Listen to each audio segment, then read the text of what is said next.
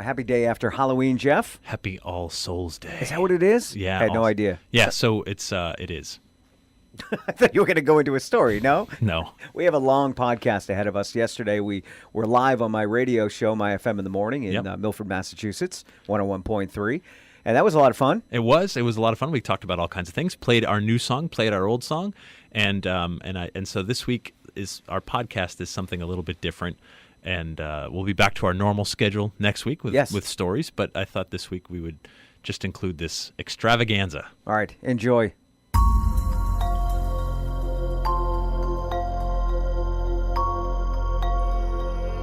Joining me in studio for our very first Halloween special here on My FM in the Morning from New England Legends and a whole bunch of other things. I don't know. The list goes on and on. We'd waste the whole morning talking about what you do, Jeff Belanger. Good morning and happy Halloween, Ray. Yeah, this is your time of the year, right? I mean, we always talk about this. What you do is year round, but this is really your time of the year to shine, right? It is. I've been on a fall story tour, which has been amazing. Been going all over New England and other places, telling stories about legends and ghosts and monsters and so on. And I love it. I've loved this time of year since I was a kid. We do a podcast together, which has been just invigorating, looking for stories every week. And so now everybody wants to hear them.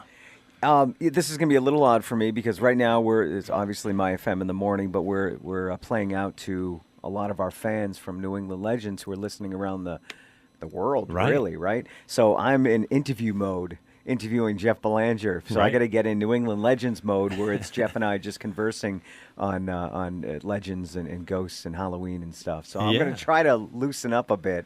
And it's weird. Jeff is my co-host today. I'm not interviewing you. You're my co-host. Right. Now, this is going to end up being our podcast tomorrow. That's right. The next 2 hours, and we've got people listening from all over the world on the live stream. We've been posting it on Facebook and Twitter.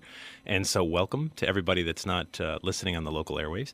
And, we want you guys involved. We want call-ins this morning. We want to talk about Halloween. And I thought we'd start maybe with just the history of it. Because I think it's a good place to start. A lot of people don't realize everything has a backstory. And Halloween's no different. And the history of Halloween goes back just many hundreds of years to the Celtic region of the world, the Ireland and so on. And I remember a few years ago when we were doing a Ghost Adventure special over there for Halloween. And we got to go to Rathcrogan Cave, which is in County Roscommon, right in the middle of the country. And this cave is where we believe Halloween was born. It's in a cave? In a cave. It's so small. If you wanted to get in, you'd have to lie down on your belly and crawl in. Ugh, thank you.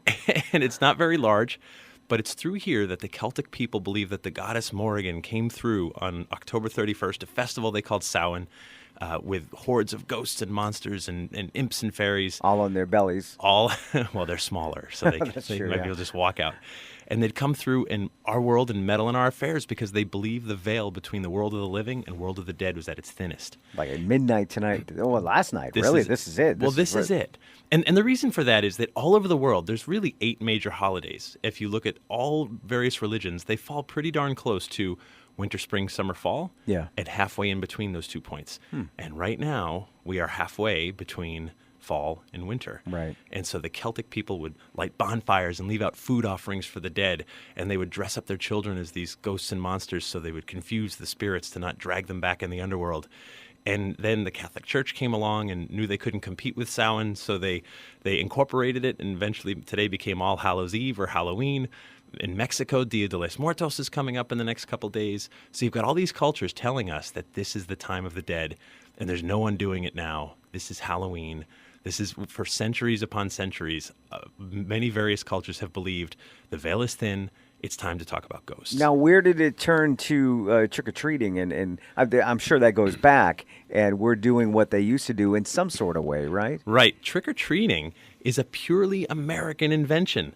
USA, right? So the Irish... Only the most obese country in the world would send our kids to doorsteps of strangers to get candy. So what happened was the Irish immigrants came over, and they brought so many great traditions and so on, and that includes Halloween. And in the earliest days, it was really like the 19-teens. What was happening is they brought their mischief night. So the Irish would go out and pull pranks on this evening, and they would blame the ghosts and the witches and the monsters and so on. And so it was just kind of a fun, lighthearted thing. But then during depressed economic times, it got a little bad. Right? Okay. They were breaking windows. It was getting destructive. So civic groups organized and said, all right, here's what we're going to do. We're going to give these kids candy. Distract them. Just so they don't mess with our businesses, so they Yeah. don't break our windows and that's vandalize. And so the whole deal was, kids come around and they could say trick or treat. So really, this is extortion, right? Like this is what this is. And so so trick or treating started, and then the costumes got bigger and bigger, and now Halloween is the second biggest consumer holiday behind Christmas in this country, Wow. and it's going global. Whereas it was very much an American tradition. It's in Canada, it's in the UK now, it's down in Australia, it's all over. But really, it started here during the 19-teens and 1920s and has just spread globally. But of course, its roots go back many, many centuries. And then we could talk about the pumpkin as well, because that wasn't even a pumpkin from the start, was it? Was it a No. turnip? No, not It was a turnip. It was a turnip. Okay. It was a turnip, yeah. We did a whole podcast on that. Oh, is that why I remember that? That's why you remember that. I'm like, that's in my head for some That was reason. a last turnip. year's Halloween special. Oh my gosh. Yeah. Which are we playing that one? I think we should. Jedediah, right? Yeah, Jedediah Cole and Jedediah, the Devil. yeah. And you'll hear the whole story. That's a lot of fun. Of the jack-o'-lantern. We can maybe play that in the next segment. Yeah, maybe? let's do that. All right, so we'll take a break, and then we'll play, this was a year ago, which was only our 10th podcast, maybe? Yeah, 10th, we were 11th? brand new. Because Yeah. it's been over a year now. Yep. And that was exciting, hitting that year mark. I know we've done stories now every single week, and Haven't unlike missed this, one, yeah. I mean they're produced, they're short, 10, 12 minutes, and we haven't missed a week in 63 consecutive weeks. Yeah. And it's just been really cool to watch our audience grow from a few hundred downloads in the beginning to, like thousands upon thousands. I think we're closing in on 1 million downloads Oh, come collectively on, now. Jeff. Yeah. Really? Who knew, huh? Who knew? Couple All of schlubs like us. 101.3 My FM in the morning. So if you listen to the New England Legends podcast we do every week, it's going to sound something like this. This is one we did a year ago. It was our Halloween special This last was, year. yeah. And it's all about Jedediah Cole and the devil and jack-o'-lanterns and all that fun stuff. So enjoy this, and Jeff and I will be back after the news on 101.3 My FM in the morning. Hey Ray, what are you doing? Well, Jeff, considering it's almost Halloween, I'm carving a jack-o'-lantern. I see. I like the spooky sharp teeth you made there. But let me ask you something. Do you know the origins of the jack-o'-lantern? I actually do. It has to do with a deal someone made with the devil. I'm Jeff Belanger. And I'm Ray Auger, and welcome to the New England Legends Podcast Halloween Special. So you do know the story behind the jack-o'-lantern? Sure, it's about a ne'er-do-well Irishman named Jack who tricked the devil up a tree and wouldn't let him out until the devil promised to leave him alone for all of eternity. When Jack died, he couldn't go to heaven because he was a bad guy, and he couldn't go to hell because of his deal he made with the devil. So he got stuck. Story goes that the devil took pity on poor Jack and gave him a glowing ember to light his way through the eternal darkness. So Jack carved up a turnip and put the ember inside, creating the first jack-o'-lantern. When the Irish came to America, turnips were hard to come by, but pumpkins, they were everywhere. So we continue the tradition to this day. It's a great legend, to be sure. But did you know Cape Cod, Massachusetts has its own version of the story? Well, that I didn't know. This is the story of Captain Jedediah Cole and the devil. I'm guessing Captain Cole made his own deal? He did. But before we spin this tale, we should tip our hats to Elizabeth Reynard, who published the book The Narrow Land, Folk Chronicles of Old Cape Cod, back in 1934. It's her book that first introduced me to this legend years ago. But we're going to tell it this way. It's October of 1840, the golden age of the sea along New England shores.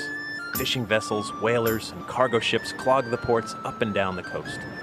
But we're sitting in a boneyard on the outskirts of Chatham, Massachusetts. If Cape Cod looks like a flexed arm, Chatham is right at the elbow, facing the open Atlantic waters.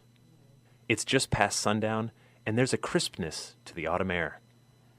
There's a casket sitting next to a grave waiting to be buried. Alongside it, corpse candles burn, and inside lie the mortal remains of Captain Jedediah Cole, a seafaring man, to be sure, but a drunkard and a scoundrel as well. His widow, Sarah Ann, is walking back toward her empty home.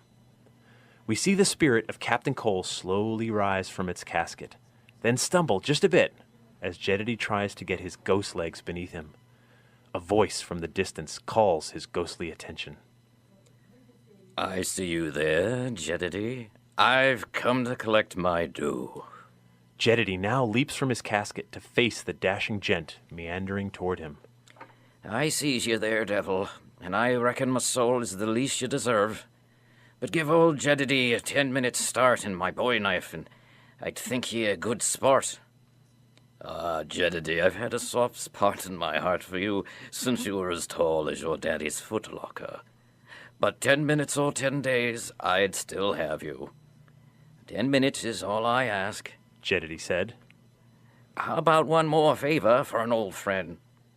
The devil paused to glance as the widow Sarah Ann disappeared into the shadows. Very well, Jedediah, for your widow. What is she again, your third or fourth wife? I'm afraid I've lost count. The third wife was a mistake, as everyone knowed it. 10 minutes, and your knife. Off with you then. I'm counting. Jedediah took a few wobbly steps on his new ghostly legs before he stood tall to regain his composure. He grabbed 4 corpse candles from around his casket, then leaped the fence into a nearby pumpkin patch. Grabbing a pumpkin, Jedediah quickly carved a face with his knife. He placed a corpse candle inside and set the glowing face atop a fence post.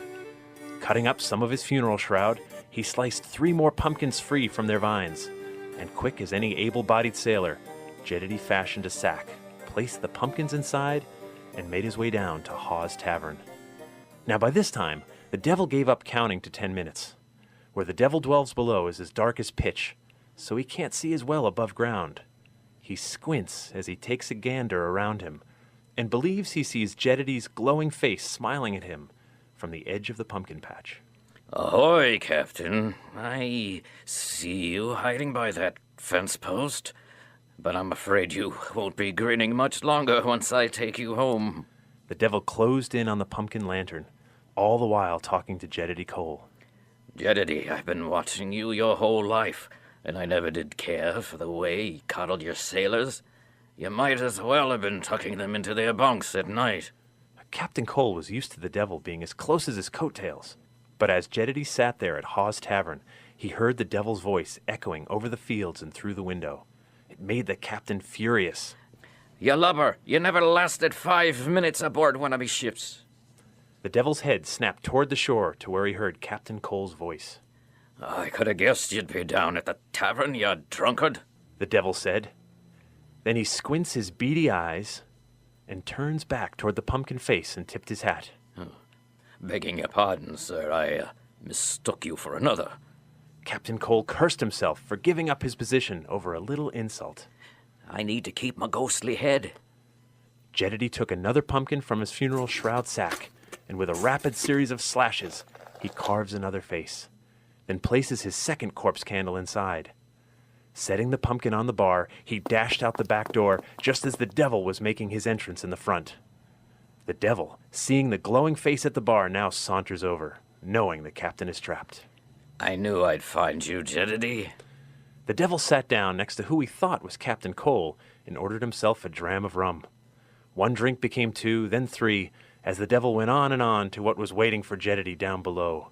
Soon, the devil began to wonder why his old friend was suddenly so quiet. You know, Jedediah, I've got one of your wives with me back home. She can't wait to see you again. What was her name again? The girl from Singapore? The devil's voice carried all the way up the coast of Cape Cod to Eastham, where Jedediah's ghost was running north. But when Jedediah heard the devil disparage his former wife, it was more than he could take. Damn you, devil! That woman was a saint, bound for the nun house the day I left. She's made for heaven for sure. Aha, I knew you were too silent. I'll be at Eastham at your stern before you can blink.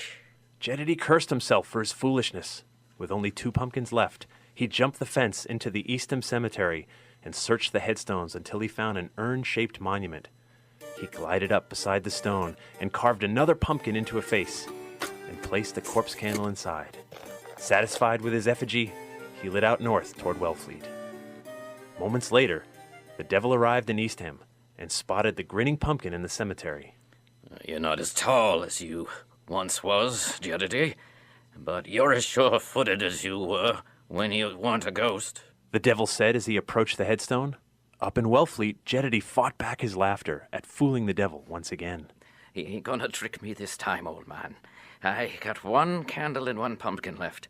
I gotta keep me wits. The devil poked his 2 fingers into Jedediah's stony chest. Ouch! The devil said, Jedediah, your ghost body is as hard as an oak keel. What keeps you so strong? This was more than Jedediah Cole could take. He bursts into laughter. It's the Jamaican rum, old man. You don't get the good stuff below and it makes you soft. Back in Eastham, the devil glanced at the glowing pumpkin next to him. I'll be begging your pardon, sir. My quarry awaits further north. Captain Cole sped north until he found the last oak tree in Wellfleet. Quick as a squirrel, he climbed the oak to one of its highest branches. He carved his last pumpkin and placed his last candle inside. On the way back down, Jedediah lit off north again and was near the north end of Truro when the devil arrived at the oak tree in Wellfleet. There's nowhere for you to go, Jedediah. Come down out of that tree or I'll be up after you. The devil paced back and forth beneath the tree. Many people don't know this, but the devil doesn't like high places. He prefers to be on the ground or down below, because up high is where God and angels dwell. Getting no response from the glowing face in the tree above, the devil grows furious. He tries reasoning at first. Come on, Jedediah. I'll take you for one more glass of rum before we go home. But no answer comes. The devil can take no more of the grinning fool above him, so he claws and climbs the oak. He's nervous at first, but his rage pushes him higher and higher until he's within reach of the glowing face. The devil pushes his arm toward the grinning fool on the branch, but misses, sending the pumpkin crashing to the ground where it lands with a splat. The devil slips, his black cloak catches a tree branch, and now he's swinging to and fro in the oak tree. Even though Jedediah Cole was now north of Truro, he could see all the way back to that old tree. The sight of the devil swinging from the branches in Wellfleet caused him to roar with laughter. I'd say you was in a pickle barrel, old man. The devil instantly caught sight of Jedediah further north. So, there you be, Jedediah. Let's hear you laugh when I have me flint on ye.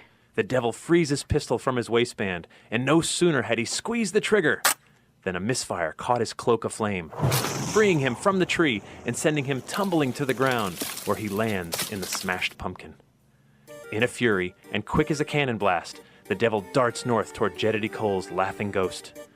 In moments, the devil catches up to Jedediah in downtown Provincetown. Jedediah stops running. He places his hand on his knees and huffs and puffs. I give up, devil. You and I's been together my whole life. I couldn't get away from you then, and I can't now. Lead the way, matey. I'll follow you home. The devil smiles, then speaks. Why, Jedediah, we've arrived in Provincetown. We're already home. Ooh. Well, that settled. that was a nice ending. Yeah. So it was Scottish. Is the devil Scottish? I didn't know that. He's sort of Scottish, piratey, European. Who does the voice? Many voices for our show. Michael Legge, yeah. Michael Legge, he's great. been helping us from the beginning, yeah. So that's a taste of New England legends. It's kind of a different one, though. That's not a good one to show as an example. That one was it played more of a like a stage play sort of. Right, yeah. But what's been fun is we've been branching out, right? We try different things every week. We don't have to follow a certain pattern. That's right.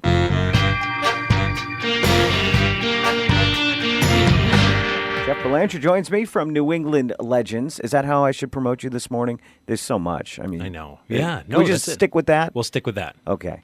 Ghost Adventures is another big one. Researcher and writer for the show. Right, 10 years. We celebrated our 10-year anniversary just a couple weeks ago. And tonight, there's Ghost Adventures Live for if you're on the Travel Channel. You can watch that. Oh, cool. What did you have to do for something like that if it's live? A lot of research, right? Actually, not this one. This one is live from Zach's Museum in Las Vegas.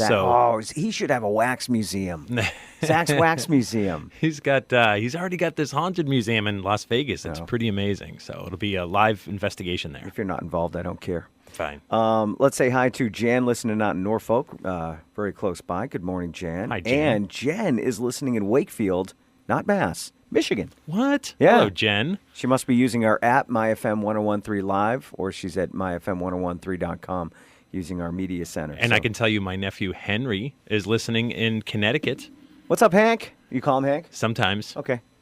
Yeah, so he's down there, so that's cool. And we got family and friends listening from all over, so thanks. And anybody local, this is going to be our podcast. Jeff and I do a podcast, New England Legends. It's a lot of fun. It's a very short podcast, which is nice compared to other podcasts. So you get Just what go you need. on and on Right. and on. And it's always a New England legend, and it's a lot of fun. So we're having a little a crossover show today, I guess. My FM in the morning and New England Legends talking about Halloween, and personally, one of my favorite times of the year. It really is. So when I was a kid, my dad always taught us charity. And growing up in Connecticut, he said, okay, after you trick-or-treat, and we lived in neighborhoods where we were fortunate, my sister and I could fill a pillowcase. Oh, you probably had the real size, the big size candy bars too, like full size? No, but I do give those out at my house now. Do you? There was always the house that did that. And you want to be that guy. I want to be that guy, because that house also was always egg-free, right? No eggs, no toilet paper. You're just like, no, we're cool. Goes back to what we were talking about earlier, Extortion. the tricks and the treats That's and the exactly extortion. right. Yeah. So we would trick-or-treat, and in a few hours, we could fill a pillowcase. I mean, that's just many pounds of candy. And we'd go through it, as you should do, on the floor. Yeah. And my dad always taught us charity. He said, okay, let's give half the candy to the poor kids in Bridgeport, which is where he worked. Oh, wow. Bridgeport, Connecticut, which I thought was great. Year after year, we did that. Even the peanut butter cups, Ray. Even the peanut butter. Half. Did you ever see these make it to the poor kids? Or because I'm sure Dad took it and said, I'm going to take these now. Did this year after year after year. And then one early November, I was in his office in Bridgeport, and his lower desk drawer was half open, and I looked down and I went, I was joking. Poor kids in Bridgeport. Oh, my God. A2 Brutus, right? Like, so I looked down, I'm like, Dad, no, crushed. What You're is this? crushed. But you know what? I realized something. Dad taught me two very important things. Number one, charity is important. Sure. You should give to others. And number two, some charities should not be trusted because they have huge overhead. Yeah. So instead of giving to charities that like need to fund private jets and things like that, like which my dad would be the example of that. Like, sure. That's the equivalent of funding the private jet. Make sure you thoroughly investigate your charities before you give. But you should give. So thanks, funny. Dad, for teaching me corruption and charity at the same time. You're also supposed to trust your parents no matter what. Yeah, there's that. He talks about gluttony, right? Don't eat all of it. Right. You got to give half of it away. And to be fair, Dad paid the dentist bills. Yeah, that's true. So he was probably looking out for his own wallet. My as well. diet doesn't allow candy, so I'm a little bummed out this year. But that's okay. That can't possibly count on a day when the veil between the world of the dead and the world of the living is at its thinnest. You think the dead will forgive me if I have a few Snickers? Of course they will. My stomach won't, though. Oh, that's sad. All right, so let's set this up. We're doing music now, not just podcasts, but we're writing songs. You're writing songs. Well, one of the things I've loved about working with you is that we've just been able to do all kinds of creative things. And this realm, this theater of the mind podcast thing, we can go anywhere. We can do anything. And so we were working on a story about razor shins in Maine, and it's this Native American spirit that's in far northern Maine, and he was a story that was told around logging communities, where the new greenhorn loggers would come in and they'd say, the loggers would tell them, like, look, razor shins is around, and what you need to do is you need to leave whiskey or beer or whatever outside of your tent at night as an offering to him, otherwise he'll come after you. Right. And if he likes you, if you leave him an offering, he might down one of your trees for you and help you out. So this spirit of the woods, you've got to do that. They're very bored in the woods. This is a fun way to pass the time. Not a lot and scare to do. the new guys, right. too. No cable, no Wi-Fi. No. Right? And so they'd scare the new guys. And so sometimes the smart new guys would leave the booze out. And, of course, the veterans would be like, hey, booze. Free booze. Poor kids in Bridgeport. And we're back. Yeah. Right? We're right back there. So they would do this. And this whole razor shins, like looking out for alcohol, got me thinking about this song that I'd heard many years ago. Old folk song. The roots of it go back centuries, but it's about a guy named John Barleycorn. And the song is so haunting, and I started reading the lyrics, and I showed it to you. And I didn't write this song. I mean, this was something that had been done before, but you and I recorded it. We did. Who recently recorded it? Recently, meaning like 1970, was Traffic. Yeah, but you showed me a version that was recently re-recorded. Steve Winwood. Steve Winwood. Yeah, that's but right. he was in Traffic. He was in, yeah. But he just did it. But he just did it recently too. Yeah, it's on. You acoustic can thing. see it on YouTube with It's just him. actually a really cool song. It's an amazing song, and it's haunting and chilling, and I think it's kind of perfect. The for Traffic Halloween. version is good, but I think this one might be a little better. The Ray Auger, Jeff Belanger version is even better. Here it is, 101.3 My FM in the morning.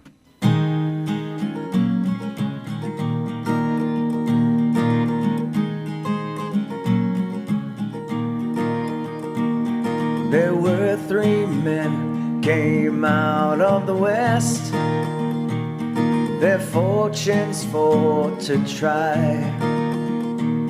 And these three men made a solemn vow: John Barleycorn must die. They've plowed, they've sown, they've harrowed him in, threw clouds upon his head.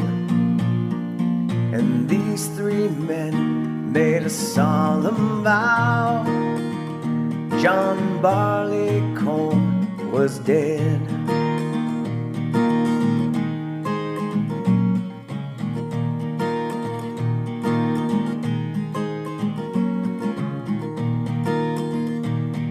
They've let him lie for a very long time, till the rains from heaven did fall. And little Sir John sprung up his head, and so amazed them all. They've let him stand till midsummer's day, till he looked both pale and wan. And little Sir John's grown a long, long beard, and so become a man.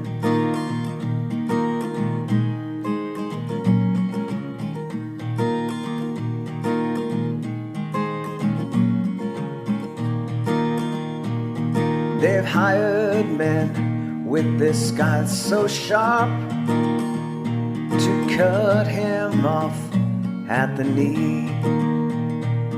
They've rolled him and tied him by the way, serving him most barbarously. They've hired men with their sharp pitchforks, who've pricked him to the heart. And the loader, he served him worse than that, for he's bound him to the cart.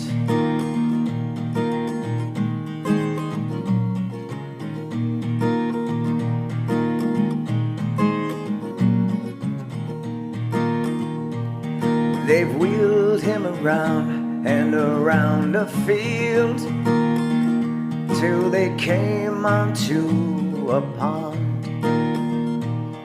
And there they made a solemn oath on poor John Barleycorn. They've hired men with their crabtree sticks to cut him skin from bone. And the miller, he served him worse than that, for he's ground him between two stones.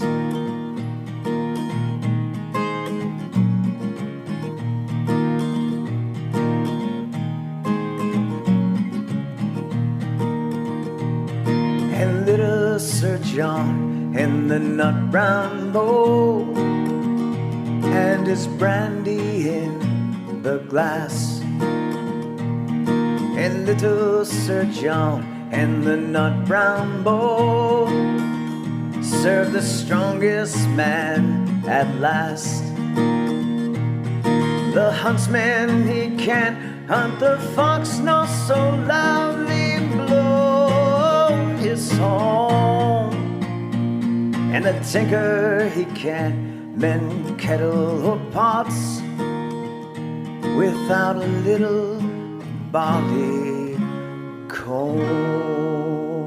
John Barleycorn. That was cool. I liked doing that, and I'm not a big folk guy. And then I heard the Traffic version, which, like you said, is haunting. Right. And it's an old folk song, Yeah, right? And right. folk legend, but Traffic made it famous. And then Steve Winwood recording an acoustic version recently, and then us doing that. That was fun. And the whole story is that just the idea that you're personifying alcohol. That Yeah. the trouble we go through to grow it, to refine it, to bottle it, and then we think we're so powerful we can cut it all down or whatever. But at the end of the day, I don't care how big or strong you are. Yeah. A couple of drinks, Always takes you down. you're on the ground. Who's king? Alcohol is king. Alcohol wins. All right, we have another song that we're going to play after 8 o'clock, right? Yeah. We've got another song we just recorded. This one is innovative and different, and we've been promising it for weeks. And we'll do more songs. We said we've done 2 now. We just need 8 more for an album.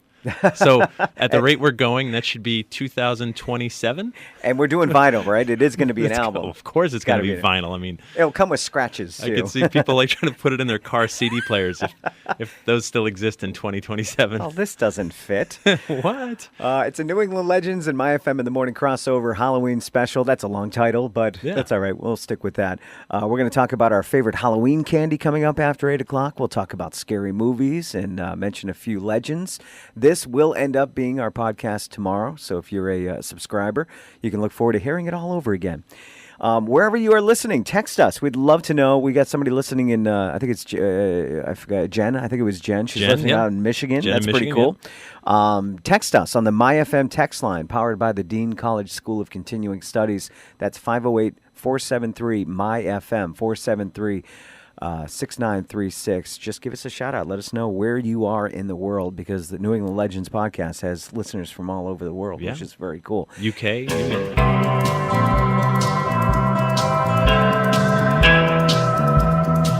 101.3 My FM in the morning. It is 8:10. We want to welcome all of our listeners from around the country. Jeff Belanger joins me.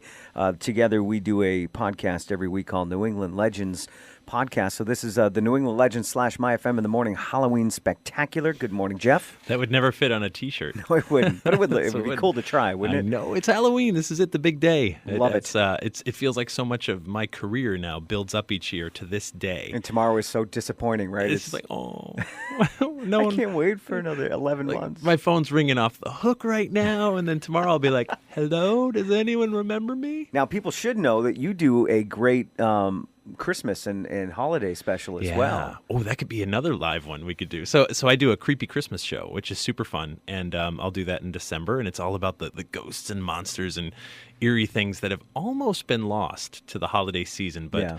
I do feel like through this program, somehow I can save Christmas. Although Krampus has come back recently. There's like 20 movies about him now. And that's how a legend works. Yeah. Right? So a Krampus never fully went away. Krampus is a monster who comes around. He's a cohort of St. Nicholas. Yep. And he comes around and he deals with the bad children. And he deals with the bad children by scooping them up, putting them in a bag, taking them back to his cave and eating them. Oh. And so like that's not stories we tell. We don't, you know. And But they're he's fun. He's this they are fun, and he's this hairy monster with horns and with chains and so on. And then you saw the Grinch, and you're like, Dr. Seuss ripped off Krampus, right? Yeah. I mean, that's the Grinch basically. So, but he was the cohort of Saint Nicholas. He never totally went away, but he was wildly popular in like the first decade or so of the 1900s, and then we just sort of whitewashed Christmas. But that Krampus movie, which I loved, by the way, I recognize as a piece of art, may not be exactly Picasso, right? However, I loved that they hit the spirit of Krampus. They nailed it. And I just adore that came out, because Krampus is here if we need him. Yeah. He's like, hey, he's in the it's like the bench player, right?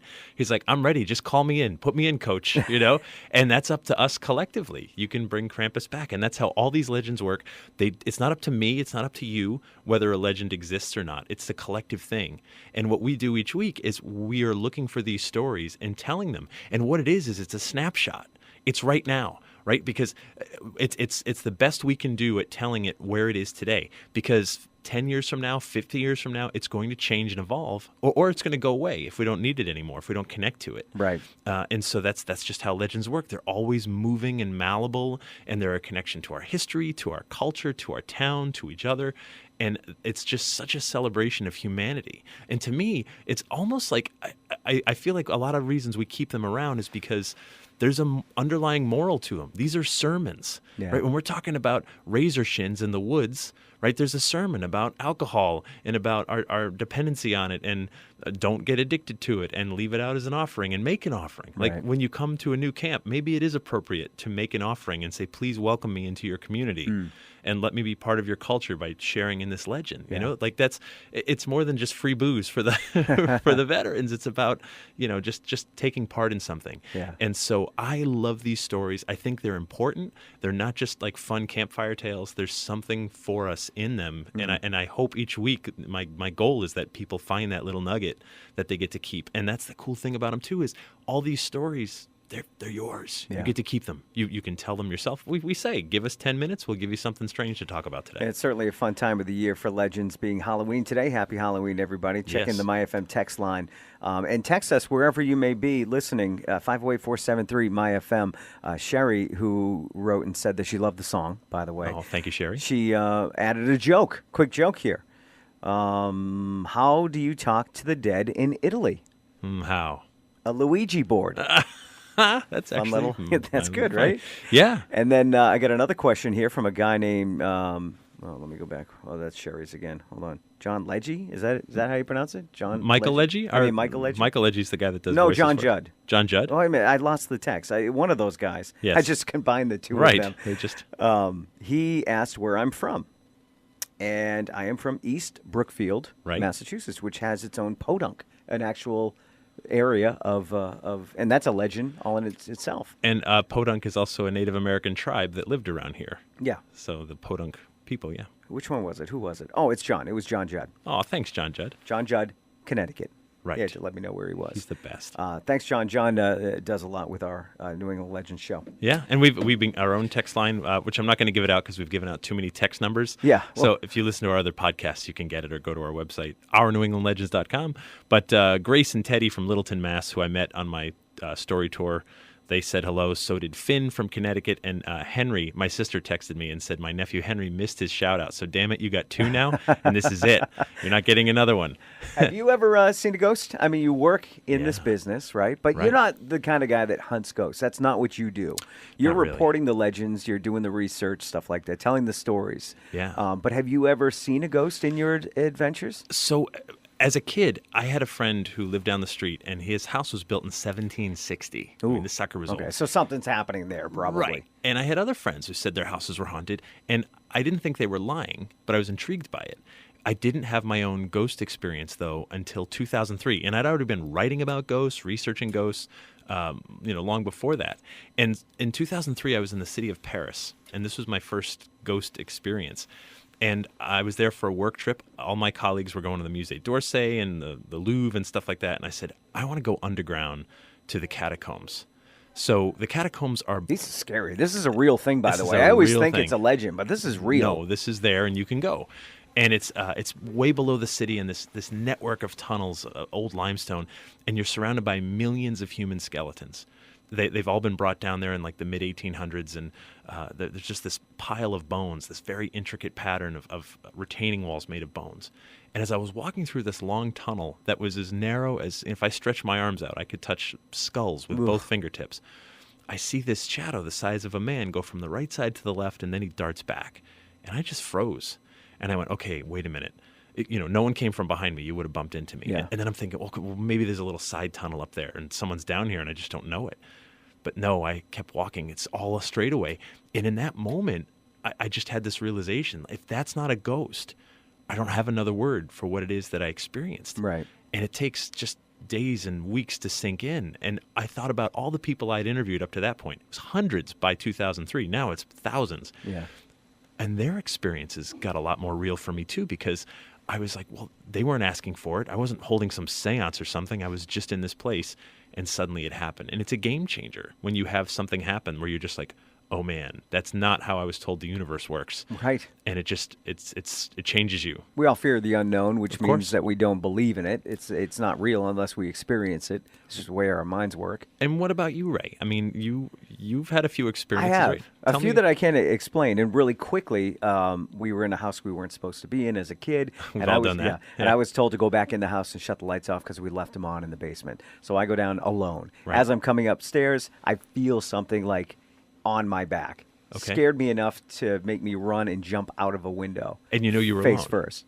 And You knew you were alone in the house. I was alone. Oh, yeah, there was Yeah. nobody there. The house was for sale. Nobody was there. Yeah. So that was enough to make me run really fast. Right. I heard my name in the wind after a kid was killed on the train tracks in my town. And I was processing it, riding around on my bike. I was like 11, 12 years old. Were you near the area where it happened? No, I wasn't. But you're I thinking about I it. heard it. I heard my name, and again, it could have been my mind, but it was enough to make me pedal my butt off Right. home, scared, trying to process what I just heard. Right. And then more recently, my morning show up in New Hampshire about 10 years ago it was actually Halloween Eve. We stayed overnight at the Portsmouth Music Hall and to do a ghost hunt. Yeah. And because it's got stories there. And we did some EVPs. We're recording, asking the questions that you're supposed to ask. And then we listened back, and one of my co-hosts said, why are you here? And then we hear a voice say, I love it here. I love it here.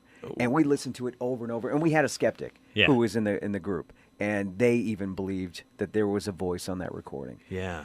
So that was pretty cool. It's subtle, right? And if you think of how many people of faith there are in the world, just the majority identify as a person of faith, someone who believes in something, Yeah. some religious hereafter or otherwise. So how can you believe in something unless you get some sort of subtle signs along the way? Yeah. Like maybe it's something you feel inside of you when you're praying or when you're in your mosque or synagogue or church or temple or whatever. Or maybe for some of us, we need a little bit more than that, a little bit more than reading wise words from an old book. Right. Maybe we need to see something float by or feel this cold spot that gives us a shiver that just reminds us. And doesn't it adjust your moral compass just a tiny little bit where you suddenly go like, oh man, there's something else, right? Well, if something's watching me, I'm going to be a little bit more careful about the bad things that I do when Right. I'm alone. Or delete your browser history. Right? It's right. look over my shoulder when Yeah. I'm looking at something. It's like, well, yeah, Grandma might be watching me. Yeah. I don't know. So let's try to be a little bit more morally in Right. tune with our goodness. You start thinking about like, what kind of spirit do I want to leave behind? Who am I going to haunt? These are the questions that get posed when you're talking about this is the big stuff, right? This is what happens after we die.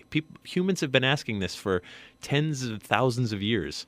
And it's something that when you talk about ghosts, you get to have this kind of discussion that's sort of safe without getting into religious dogmas and Right. stuff like that. We got a text from Sarah saying, can you talk about what it's like growing up in a haunted town? I've heard stories about the David Prouty family. Have you heard anything about the Prouty family in Spencer? That's something I'd like to look into. Yeah, that could There's be a future books about podcast. it. I know Yeah. Sarah read one of the books that I have at home, but that might be a future podcast. I actually don't know a lot about it except that there are stories in Spencer, Massachusetts. Every town has its stories. Yeah. And when as I do every fall, I do this story tour, and I'm somewhere every night, meeting lots of podcast fans, which has been so cool. Like people get it. They're just like, hey, I love the podcast. I listen every week, and I tell some of the stories from our podcast. I tell other stories, but every town has got its stories, and I can tell you, I've had a notebook with me everywhere I've gone because when I do these things, like I'll tell various tales, and someone will be like, have you ever heard about the Mad Trucker of Copacut Road? And I'm like, Write that wait, down. hold on, spell that, and you go home, and this is really what I'll be doing come November. Yeah. When you're not out there every night, I can be like, okay, I've got a whole slew of stories to look into because every town has them. This is And why the podcast will never die. Never. There's stories Yeah. everywhere. and Everywhere. And we've been everywhere. we have been everywhere. We have been in all six There's New England states. legends everywhere. Legends everywhere. I don't know if you've noticed, like someone's like, oh, I love it, especially when you do a Rhode Island story. I'm like, I'm not sure if you noticed, but we do a Rhode Island story every 6th episode. They're like, you do? I'm like, we've pretty much been rotating every state of the 6 New England states each time. I mean, it's not perfect, but it's pretty darn close. So for the most part, if you live in Vermont, every 6th episode will be for you. Because there's legends everywhere. There are and This is legends a great segue. Everywhere. All right. And This is a song that we did as well. You'll know the song right away, but Jeff wrote some fun lyrics to it. It's My FM in the morning and the New England Legends Halloween Spectacular. And we'll be right back on 101.3 My FM. We were driving along somewhere along the old Boston Postal Road when a ghostly hitchhiker floated out, and that's when we slowed. He said, if you're heading through New England, I could sure use a ride. So we pulled on over, and this ghostly gent climbed up inside. He asked us if we've ever seen a ghost monster or alien. And we said, listen, man, there's legends all over New England. Legends everywhere, man. Legends everywhere, man. Across the Cape and Islands, man. We breathe the salty air, man. Strange tales, we've had our shares, man. Legends everywhere. Where we been, Ray? We've been to Boston, Portland, Kingston, Rhode Island, Groton, Dalton, Herman, and Rockland, Portsmouth, Plymouth, Dartmouth, and Rutland, Tidmouth, Yarmouth, Falmouth, and Ashland, Bangor, Westmore, North Shore, South Shore, Sagamore, Elmore, Windsor, Blood and Gore. Legends everywhere, man. There's legends everywhere, man. Lake monsters round these parts, man. Puckwudgies over there, man. Strange tales, we've had our shares, man. Legends everywhere. Jeff, tell us where else we've been. We've been to Hartford, Guildford, Stratford, Boyd's Haunted, Rumford, Oxford, Bedford, all we wanted, Bellingham, Ashburnham, Eastham, No Man's Land, Framingham, Petersham, Nottingham, all New England, Morristown, Middletown, Voluntown, Georgetown, Newtown, Jamestown, Charlestown, and all around. Legends everywhere, man. Legends everywhere, man. Lizzie killed her folks, man. UFOs landed there, man. Strange tales, we've had our shares, man. Legends everywhere. We've been to Bennington, Grafton, Burlington, Connecticut, Canton, Cranston, Barrington, I'll tell you what. Southbridge, Millbridge, Cambridge, Woodbridge, Stockbridge, Weybridge, Northbridge, see what I did? Eagle Lake, Stanton Lake, Silver Lake, made the cut, Portage Lake, Webster Lake, Haunted Lake, keep it chill. Wait, Webster Lake? Webster Lake. Don't you mean Lake Shagagaga Man, Shagagaga Chabana Mungamog? Legends everywhere, man. Legends everywhere, man. The devil's been to Maine, man. There's ghosts over there, man. Strange tales, we've had our shares, man. Legends everywhere. We've been to Derby, Putney, Ashby, Massachusetts, Jaffrey, Rumney, and Shirley sells some mooses. Vermont, Tremont, Belmont, ghostly faces. Claremont, Fremont, Loudon has the races. Brookfield, Greenfield, Brimfield, Monsters Green, Town of Keene, Elohim, Strange Machines, say what I mean. Legends everywhere, man. Legends everywhere, man. Salem has the witches, man. Love potions over there, man. Strange tales, we've had our shares, man. Legends everywhere. Classic hits of the 60s, 70s, and 80s. Happy Halloween from your friends at My FM. You know, it's Halloween. I guess everyone's entitled to one good scare. New England Legends podcast and the My FM in the Morning Halloween Spooktacular. Oh, I just changed it up. Spooktacular instead of spectacular. As you were naming those towns, I started going, legends everywhere. It was in your head, huh? It stuck, yeah. So that was a little fun thing that Jeff and I did. We've got news coming up and then more Halloween talk. We'll talk about our favorite Halloween movies. We'll talk about our favorite Halloween candy. Mm-hmm. Right, that's a big one. Oh, yeah. And songs, too. Halloween songs. Yeah. We were just talking off the air. There's not a ton of them. Right. There's a few really big ones. I think you could put a CD together of 12 or 13 big ones. So John Judd, who does our music, we every year he's like, dude, we got to do a Halloween song. And I think this would be a good winter project. Yeah, John's listening. You have to start in the winter. Yeah, you have to start because these things take so Monster Mash. And, of course, Bobby Boris Pickett is Massachusetts guy. Famous. For this. Like, he made a whole right up to career his death. Out of one song for decades and decades. He tried putting out, that's another legend that might be good to talk about. The song's a legend. Yeah, but he tried putting out more music too. And there was a movie and everything. Yeah. Nobody cared. Just give us the original Monster Mash. Dude, I was working in the lab, right? And the thing is that song, you listen, like a guy like me listens to it and goes, I could write that. Yeah. I could have written that. You could have. And a I lot didn't. of songs like that. And there's so many songs. The thing about a great song, I think, is the same about a great legend. There's something so simple in it, so basic, that speaks to just the basic parts of humanity, and that's why we connect to it. A great song does that. It sounds familiar the first time you hear it.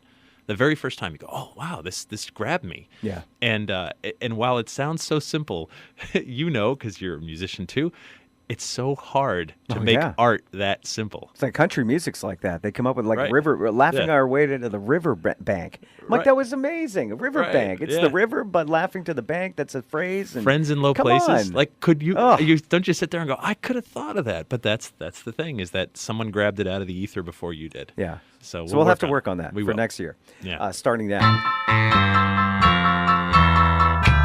101.3 My FM in the morning at 8:43. It's the New England Legends and My FM in the morning Halloween Fright Fest. I just changed the name again. That's a lot of hashtags to remember.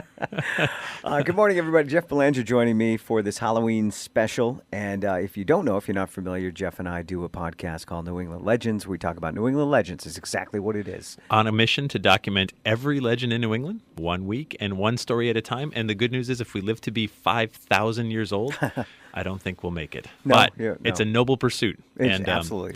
And like we said earlier, every town has got its stories, and we're going to keep getting to them. Yeah, it's a lot of fun.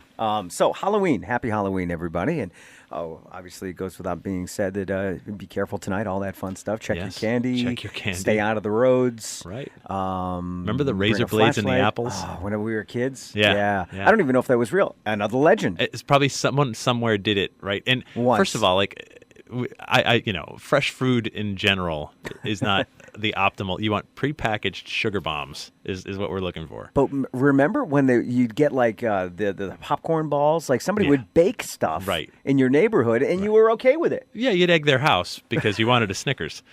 But we didn't think it was odd Yeah. that we would get baked goods, fresh chocolate chip cookies. Yeah. It burned right through the plastic bag, Right. but that's all right. Yeah. Left a hole. And I can tell you, too, so as a dad with a kid with food allergies, this holiday is always a challenge, too, because my daughter's allergic to eggs, nuts, and dairy.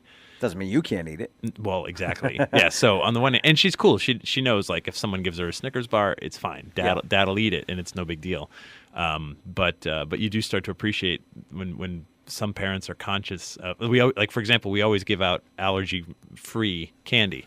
Yes, some of it has dye, but we'll do like the Skittles and the Starburst. Okay, that's good stuff. Totally good stuff, but there's no dairy in it. There's no nuts. Yeah. Because, I think everybody thinks like, and it's great. People are generous. Like, what's my favorite candy? 2 reasons. One, I want my favorite candy around to give it to others, which is a good thing, comes from a good place. And if there's leftovers, I get to eat my favorite candy. But it does say a lot about the person behind the door, the candy that they're giving out. It's usually, like you said, their favorite candy. Right. I love Snickers, so I'm going to gravitate towards that because I want to share my love of Snickers with you. And it's a wonderful thing. And so just throwing it out there, maybe you guys want to diversify your offering. So because there are kids that can't have dairy and can't have nuts. It's a good idea. So just, there's other stuff. There's Skittles and there's Starburst and there's all kinds of things that are. I'm on the keto diet right now, so I'll be handing out sugarless candy, sugar-free candy, sugar-free gum. I think there's a sale on eggs this week for the Auger house. You can just TP the whole thing. It's actually not that bad. I buy I don't know the brand, but it's sugar-free, and it's if you don't think about it, Sounds it's good. delicious. No, I'm not even listening. I'm just nodding. Want to say hi to Jennifer, Sophia, and Michael listening here in Milford. Thanks for listening. They messaged me on the text line. Enjoy listening to the Halloween Spooktacular today. Yeah. What's your favorite candy? Oh God. Like a top 3. Yeah, because I never ever have them because of peanuts. But I love Reese's peanut butter cups, Snicker bars, Baby Ruth. Baby Ruth is one of my. I always forget about Baby Ruth. I forget about Baby Ruth, and I forget about my love for Charleston Chew because Frozen in the summer. Yes. Oh. Because they're not on the top 10 list anywhere of the most marketable candies, I guess. Right. Because right up top is Milky Way and Snickers and Hershey Bar. And you know what you can't get anymore? What? Necco wafers. I know. Not that you ever liked them. Not that you ever liked them. But you know what Necco stands for, right? New England Confectionery.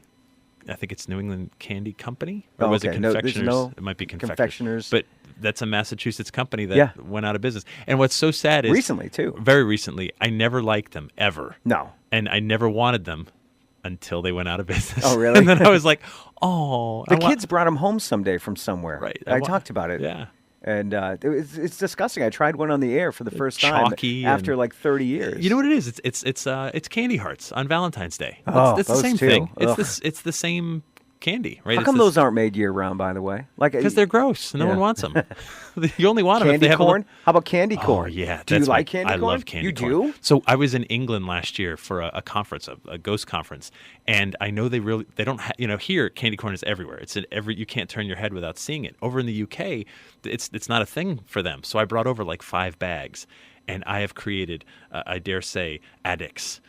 that are in the, blimey, I need crikey, I wasn't crikey, I just went Australian. Yeah. Yeah, they want candy corn now over there. Because I have one each year just to remind myself how much I hate them. No. I don't like them. I'd love to love them, and I do. do. Every time. It's like maybe this year my taste has changed. But I can tell you, in just a few hours, once it turns midnight, I'm off the candy corn wagon until like next September when I see it. And then my daughter and I, it's so funny because when it's like September and we see that first bag, we're like, look, there it is. Like we get it, and Sophie and I just tear right into the candy corn. But then we're done. Like they make them year round now. They make them for Christmas. Nope, I've seen it. I'm out. It's strictly a Halloween and I'm all in activity for you. All in for Halloween, and I'm out come tomorrow. Okay. Yeah. Movies, scary movies. What do you? I mean, I've been trying to watch. I can't watch them because I got the kids running around the house. Yeah, it's hard. So that's been tough. I did go to the movies and I saw the new Halloween. What did you? I haven't seen it. Amazing. Really? Well, if you like I was going to say if you like the series, no. If you like the first one, this is the best continuation. They cut out everything in between. It's a strict continuation of the first one. Right. So this is the true sequel. I will see it. I know Tony Moran. Tony Moran played Michael Myers in the first movie, right? And yeah. we've done events together, and that's cool. Like gone to dinner, and it's funny. He's very soft spoken. Like you could talk to him about baseball and travel and whatever you like, right?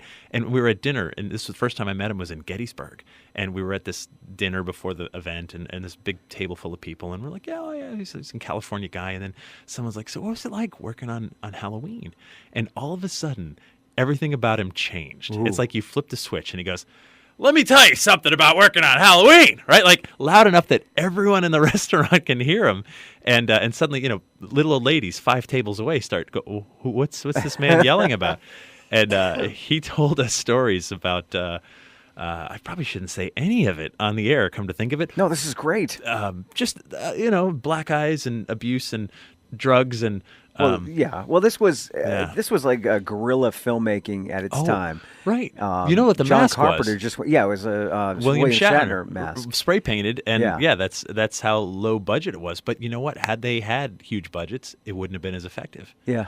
And I think what made it so scary is it just something about it looked so simple and creepy. But that's it. And it made a genre, and even the music is so simple. Yeah. John Carpenter doing the music as well. Right. And John Carpenter was a big part of this new one. And he did the music, and he was an executive producer. But it was simple. Again, I mean, it's 2018, so you can tell it's a little fresher. But it is just as simple as the first one. It's just fun. Part of great art is making it simple. Yeah. Whatever it is that you do, you break it down to the base level. And I know for me, my scariest movie of all time it still holds up for me, is Exorcist. Really? That one just gets me to the core. Even though there's scenes now, there's one or two that's kind of funny. There's a scene where she's at the doctor's office in the hospital, and the doctor takes out a cigarette and in his coat and starts smoking. That makes you laugh because that's so outrageous by today's standards. But everything else about it, the idea that this totally innocent little girl could be so overcome by evil and just be so victimized, and then by something that's just so purely evil, it just wants to do harm. And it's a subject that falls into the real world, too, because we hear about exorcisms all the time and demon possessions. So there's something real about it as well. And I've been around people that have claimed they've been oppressed. And with demonic oppression, it's like the stage before possession.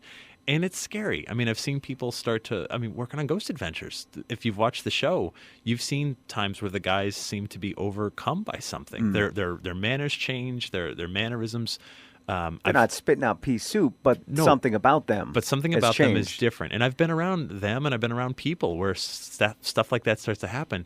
And it's scary because on the one hand, the skeptic in me is saying like, okay, are you just a little overwhelmed with where you are and what you're doing, and maybe sort of feeling something and just like going with it, or almost like the way an actor like gets into a role? Is it that? And I'm talking about everybody now, not or is something really like slipping inside of you and we need to get you out of here and break you free of this? Yeah. And I've seen situations where I would say both. Once in a while where I'm like, this is actually making me uncomfortable. This needs to stop. Whatever we're doing, you got to get out of here. You got to leave the building. And it can be really creepy. So The Exorcist for you? Exorcist, all time. Yeah, still scary. It's weird of me to say, but Scream is probably in my top 5, if not one of my favorite movies, because it brought a genre back and then flipped it around and made a whole genre unto itself, which Yeah. was cool, and the surprise ending. And I just thought that film was so well made. Yeah. Comedy and horror. But there's so many great movies. And then my daughter and I love it, Nightmare Before Christmas, which Oh, that's fun. We watch that every year. do we have to debate, right? Is it a Christmas movie or is it a That Halloween just came movie? out recently, and I don't know which way it went. I forget. We'd have to But Google that. There yeah. is a debate. And we watched Beetlejuice, which isn't really much of a Awesome. horror movie, but it is a fun holiday movie. Love it. We watched that with the kids for the first time the other night, and they loved it. Yeah. Jaws, which again, not just a horror movie. There's comedy, there's drama, there's Right. high seas adventure. And I don't really, that's really not a horror movie for me. But that's fun. And then Yeah. I love the slasher films, the Friday the 13th, all that. You know, so originals. Friday the 13th, Kane Hodder. is Yeah, the I guy, love Kane Yeah, Hodder. so he played Jason in 3 of the movies, and I've done events with him as well. We had him on Ghost Adventures. Yeah. And it was funny when the very first time the first time I met, it was working through Ghost Adventures. We had him on the show because he's also a ghost hunter, and I had left a message, and then I have caller ID on my office line, and it's just funny to see like Kane Hodder come up on the caller ID, and I'm just like, I have a job where Jason from Friday the 13th calls me. Yeah. And that's a big name in the horror world. Yeah, so I was like, hi, Kane. So it's just really funny to just be like, I'd love to go back and tell the high school me, dude, someday when you were watching that movie with like all the kids and like freaked out, Yeah. that dude's going to call you. That's funny. It was cool. Jeff, this was fun. Yeah, We got to go. thanks. We got to celebrate America. Happy Halloween. Where are you tonight? Tonight I'm trick-or-treating, decking out the house with all kinds so of you don't have to strobe be lights. somewhere tonight? No, tonight I take tonight off and I'll be hanging out with the fam and doing trick-or-treat stuff. So Oh, I that's can't nice. wait. I'm Yeah. sure the family enjoys that because you're out so much Yep. this time of the year. So we look forward to your Christmas specials. We'll talk about that, and this podcast will be on tomorrow. Right, and then And we'll then be we're back, back to to our normal. back to our normal stories week after week, where you can subscribe for free on iTunes, Spotify, Google Play, and everywhere else you get your podcasts. All right. Thanks, Jeff. Happy Halloween, buddy. Happy Halloween.